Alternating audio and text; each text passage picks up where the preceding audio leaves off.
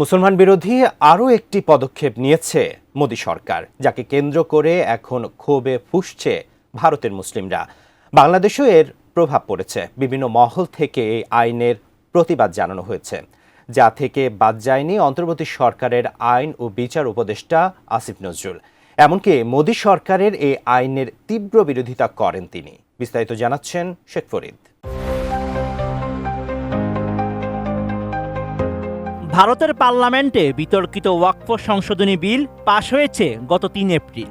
লোকসভায় পাশ হওয়ার মাত্র ২৪ ঘন্টার মধ্যেই রাজ্যসভায় সংখ্যাগরিষ্ঠ ভোটে এই বিলটি পাশ হয়। দীর্ঘ বিতর্কের পর বিলটির পক্ষে ভোট পড়ে ১২৮টি এবং বিপক্ষে পড়ে ৯৫টি ভোট। এছাড়া দেশটির রাষ্ট্রপতি তাতে সইও করেছেন।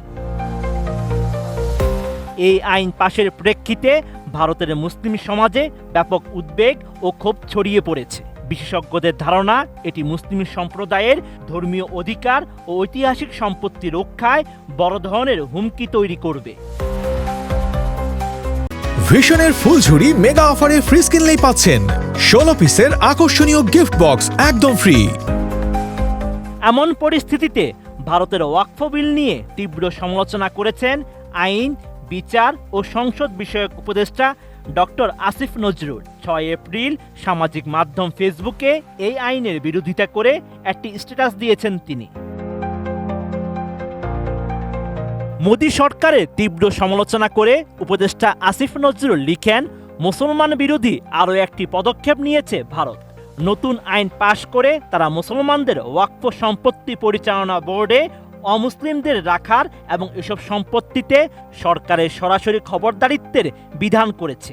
এই আইন ব্যবহার করে পুরনো মসজিদ সহ মুসলমানদের বহু ঐতিহাসিক সম্পত্তি বাজেয়াপ্ত করা হবে বলে আশঙ্কা করা হচ্ছে।